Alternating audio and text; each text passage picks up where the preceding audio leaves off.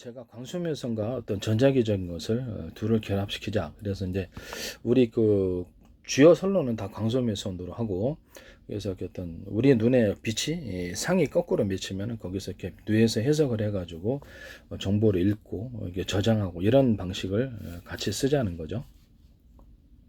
거울 방식으로 또는 사진 방식으로 또 동영상 방식으로 해서 거기다가 광소면선의 어떤 그 정보를 거기다가 투영을 시키고 거기서 전자기적으로 읽고 쓰고 다시 거기다 띄워 올리고 이런 방식을 통해서 광소면선과 어떤 전기적인 부분이 만나서 정보가 손상되는 부분에 그걸 해결하자라고 얘기를 했었거든요. 이와 같이 하시면 제 기술입니다. 그리고 주요 광통권 선로에 대해서 또는 주요 어떤 정보 전달 회로에 대해서 손상을 방지시키기 위해서 전기선이나 또는 광소면선이다 그러면 거기다가 유리석영 코팅, 이제 세라믹 유리막 코팅이나 안팎걸로 코팅을 해주거나 이런 기술에 대해서 말씀을 드렸고요. 뭐 그와 같이 하시면 제 기술이 구조가 되겠습니다. 전기선에도 좀 이렇게 어떤 전기가 흐르는 부분을 차벽을 만들듯이 차벽을 만들어 가지고 전기가 직접적으로 이쪽으로 영향을 주지 못하는 뭐 종류가 뭐가 됐든 뭐 그런 식으로 전기선 안에도 언오프 구조로 해가지고 전기가 항상 흐르면은 발열이 많죠. 쓸데없는 전기 낭비도 많고 반도체나 컴퓨터에 또는 로봇에도 이와 같은 기술 구조를 가질 수 있고요. 그래서 전압을 정확히 통제하기 위해서 작은 배터리를 두는 이런 방안도 제가 말씀을 드렸습니다. 메모리 반도체에다가도 제가 작은 배터리 구조를 줘가지고 플래시 메모리화 시키는, 그래서 전기를 항상 수시로 컴퓨터 전원이 꺼져도 거기서 일정 전기가 흐름으로 정보를 저장하는 이런 것이 가능하도록 그렇게 만드는 기술에 대해서 말씀을 드렸고요. 메모리 반도체에다가 특정 부분만 플로팅 게이트처럼 해서 저렴 구조를 갖춘 채 그 안에다가 메모리 반도체 여기에 정보를 일시간에 몇 시간 정도라도 일한 내용을 저장하도록 그렇게 하는 방안, 또는 메모리 반도체에다 플래시 메모리를 티끌만큼 붙여가지고 거기다가 정보를 저장하는 한, 이렇게 해서 메모리 반도체의 어떤 휘발성을 해결하자라고 얘기를 했습니다. 그와 같이 만드시면 제 기술 구조가 되겠습니다. 메모리 반도체도 대중소 서로 틀리게 어떤 크기를 들러가서 이렇게 메모리 반도체는 겉으로는 하나지만 내용적으로는 숫자가 많은 이런 형태의 새로운 형태의 메모리를 만들자. 그럼 정보 처리 속도가 엄청나게 빨라질 것이다라는 것입니다. 겉으로 보기에는 하나지만 안에 내용적으로 구분해 놔서 메모리 반도체가 소프트웨어적으로 아니면 실제 어떤 하드웨어적으로 여러 개로 분할해내, 이렇게 현재 있는 메모리를 여러 개로 분할해서 여러 개가 하나가 되는 이런 기술의 메모리 구조를 제가 말씀을 드렸어요. 이건 다른 반도체에서도 다 사용할 수 있는 부분입니다. CPU나 어떤 GPU, 메모리 반도, 플래시 메모리, 모든 통신칩 이런 데서도 면적의 제한이 있어서 대중소 사이즈를 틀리게 들어가는 기술에 대해서 말씀을 드렸고요. 그와 같이 만드시면 제 기술입니다. CPU 같은 거는 이제 그 안에 다 트랜지스터나 이런 것, 캐패시터가 들어가잖아요. 그러면 거기도 면적에 최대한 집적하기 위해서 대중소, 특히 사이즈를 틀리게 하면 최대한 집적이 가능하고요. 그와 같이 만드시면 제 기술이 되겠습니다. 그 다음에 3D 반도체에서든 어디서든 구리회선 자체에다가 또 그 대남 매듭 구조 두툼한 부분을 만들어서 이것을 자체를 전기가 축적이 되는 구조 카패시터를 만들자라고 얘기를 했어요. 같이 만들죠. 코너 기술에서도 이렇게 두툼한 부분을 만들어서 신호의 손상을 해결하자. 이거는 광섬유나 동축 케이블에서도 사용되거나 전기를 송전하는 부분에서 전기의 작은 전원 공급기에는 다 쓸 수 있는 그런 방식이라는 것을 말씀을 드립니다.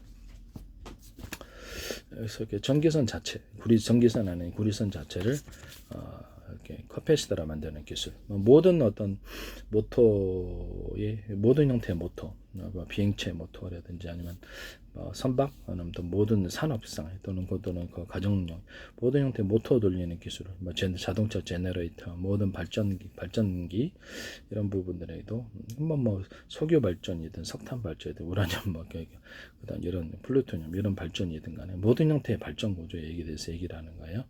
거기에도 이 기술이 들어갈 수 있다라는 것을 말씀을 드립니다.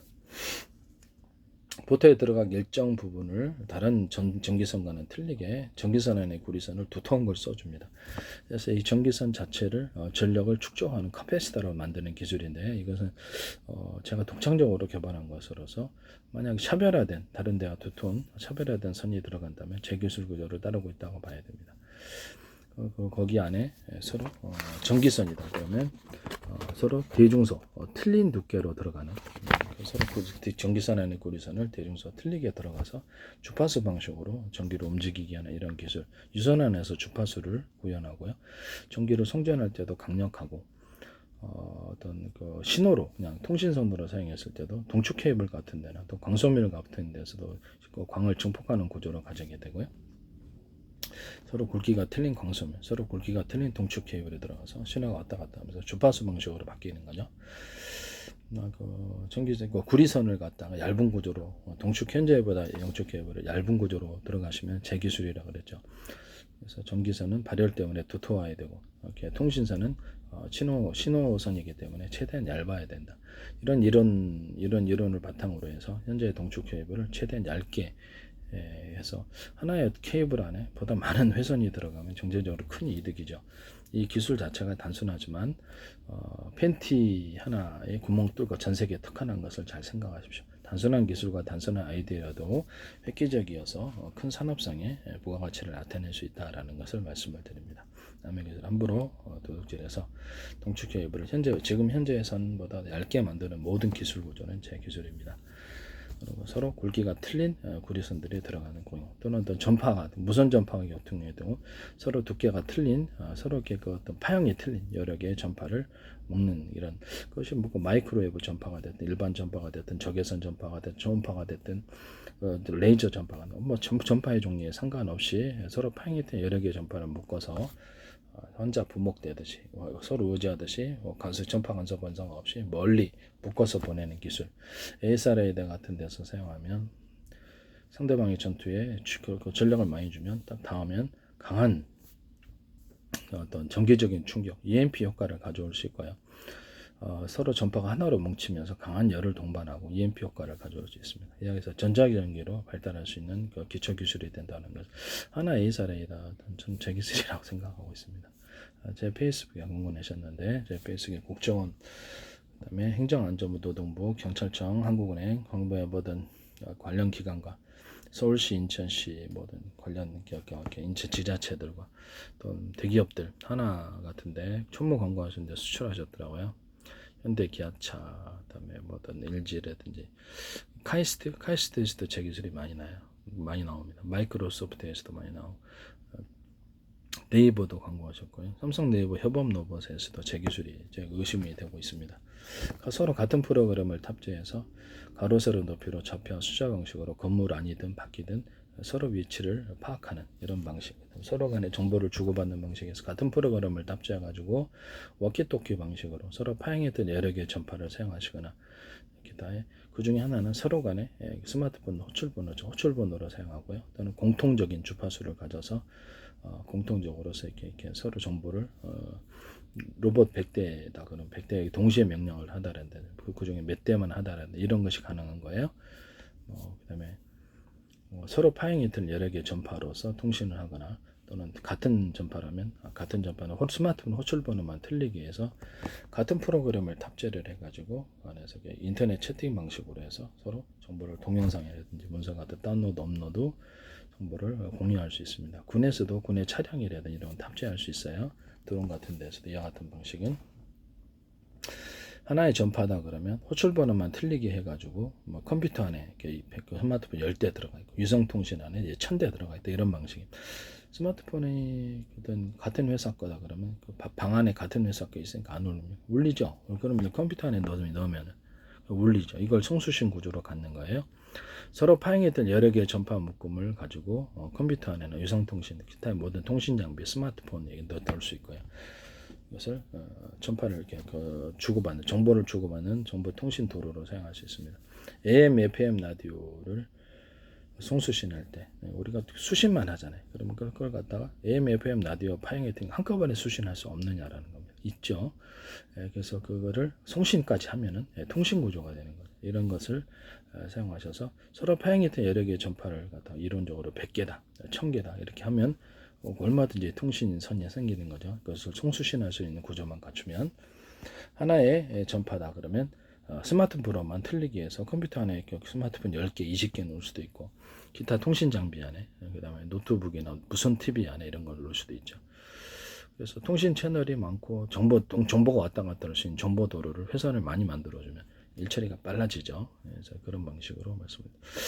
가령 하나의 방 안에 어떤 업체가 있다. 업체가 있는데 직원은 100명이에요. 그런데 전화기가 딸랑 하나다. 그러면 일하는 게 드리겠죠. 그러면 인위적으로 유선 전화든 무선 전화든 100대씩 각자 증설을 하면 엄청나게 많은 정보를 처리하고 일처리하겠죠. 이런 방식입니다. 통신회선을 많이 만들어준다는 거죠. 그를 통해서 많은 일꾼까지 두면은 거기서 정보가 빨리 처리됩니다. 동영상이다 그러면 동영상을 하나의 동영상을 100개로 잘랐다. 그럼 100개의 차량에다 정보를 실은 거라고 생각합시다. 하나의 도로만을 타고 하나의 저장 창고에다 갖다 놓으면 일처리가 늦어지죠. 그래서 발열이 일어나는 거, 정보의 지체가 일어나는 것입니다.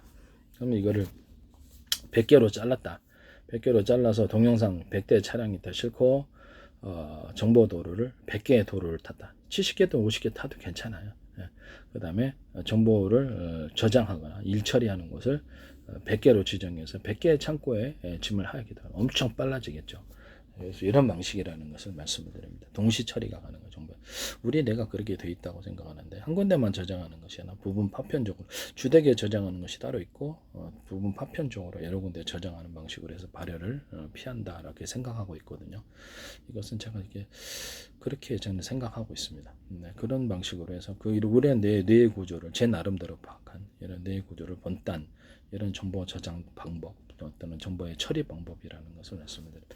CPU, GPU, 모든 반도체, 메모리 반도체, 모든 플래시메, 통신칩, 그다음에 모든 통신 구조에서 저장 데이터 센터에서도 그렇고 모든 저장 방법에 있어서 이와 같은 기술을 정보의 흐름, 정보의 이동, 정보의 가로 세로 높이로 해갖고 반도체 아니나 아니면 컴퓨터 안, 또는 로봇 안, 로봇의 몸체 안에서 가로 세로 높이로 해가지고 또는 비행체 안에서도 그 어떤 좌표와 숫자 방식으로 0.0000001mm 이하로도 가능하고요. 좌표와 숫자 방식으로 정보 이동 경로를 정하고 목적지까지 다 정해서 일처리할 수 정할 수 있습니다. 그때는 이제 동영상을 잘게 잘랐다면 1년 번호를 주거나 아무튼 소비자 환경으로 해가지고 소비자 편리하게 암호까지도 이렇게 자기가 스스로 넣을 수 있도록 그렇게 하는 방식을 선택합니다. 이렇게 부산대 광메카트로닉스 어떤 김창석 교수팀이 어떤 서로 파행했던 여러 개의 전파를 자동차 라이다 방식에서 레이저 전파를 쏘시더라고요. 송신하고 수신하는 이런 기술 구조로 통신 방법으로서 제 기술을 침해했다. 이거 엄청 비싼 기술이에요. 침해했다. 또는 그와 가서 이렇게 자동차 라이다 방식에서 가로 세로 높이로 좌표와 숫자 방식으로 해서 파악해서 물체 이동을 이렇게 정확히 좌표와 숫자 방식으로 파악한다면 이동 방향과 속도를 정확히 알 수 있겠죠. 그와 같은 기술을 사용하셨으면 제 기술입니다. 그리고 뭐 또 하나의 다른 일반 전파, 레이저 전파가 됐든 초음파가 됐든 그다음에 뭐 일반 전파 또는 마이크로웨브 모든 이런 전파와 적외선 전파를 같이 쏘는 거죠. 이 기술도 제 기술입니다. 그럼 이제 군에서 사용했을 때는 금속을 탐지하거나 무기 체계를, 사람을 탐지하거나 둘 다 가능하고요. 자동차에 쓰였을 때는 인사사고를 막겠죠. 이 기술도 제 기술입니다. 원래 이게 수소, 산소 추출할 때 제가 썼던 방식인데 이 기술은 서로 파행했던 여러 개의 마이크로웨브 전파나 기타 다른 전파 를 물에다가 상중하, 길이별로 틀리게 해서 조사를 하고요. 또는 서로 파행했던 여러 개의 적외선 전파를 상중하로 틀리게 조사를 합니다. 그 다음에 거기서 이렇게 어떤 전자레인지 안에서는 그릇이 돌아가지만 회전 방식으로 해서 전파를 뿌리고요. 그래서 전기 분해법과 열 분해법을 동시에 이렇게 해가지고 수소를 추출하는 방법이고 여기다 압축 공기를 집어넣어 줍니다. 이와 같은 방식을 사용하시면 제 기술입니다. 이게 수소 추출이 가능하고요. 이와 같은 방식은 군에서 어떤 지상을 공격하는 공격 무기로도 사용할 수 있고 전력의 그 파워만 크면 아니면 뭐 전자레인지 고기 익히듯이 이렇게 익힌다는 거죠. 그 다음에 비행체 추진 구조로도 사용할 수 있습니다. 그 다음에 인위적으로 물을 소용돌이 치는 소용돌이로 쳐갖고 회오리 치게 하는 이런 기술로도 사용할 수 있고요. 물을 끓이는 구조로도 사용할 수 있습니다. 직구시켜 하시면 제 기술입니다. 또는 뭐그 서랍의 어떤 석유 추출, 석유 추출하는 데도 이것을 이 전파 구조를 사용할 수 있고요. 그다음에 어떤 돼지꼬리 땡땡이 방식으로 이렇게 해서 돼지꼬리 땡땡이 방식으로 우리가 물 끓이잖아요. 이렇게 금속 넣어가지고 이렇게 이런 거 있잖아요. 이런 거를 상중하로, 이게 상중하 여러 개를 둬가지고 이론적으로 10개도 상관없어요. 물을 넣어갖고 이런 식으로 동시에 끓이는 구조, 이런 것들을 숫자를 많이 넣으면 어떤 물이 됐든 어떤 이게 수소 추출에도 사용하고 석유 추출 방법에도 사용할 수 있고요. 기타 다른 모든 액상이나 이런 것들을 끓이는 구조로 사용할 수 있습니다. 뭐 전기 온수기로도 사용할 수 있고요. 순간 온수기로 이런 것들도 제 기술 구조라는 것이 맞습니다. 그래서 남의 기술을 뭐 도둑질에 상업화시키지 맙시다. 네. 캠페인송이니까요.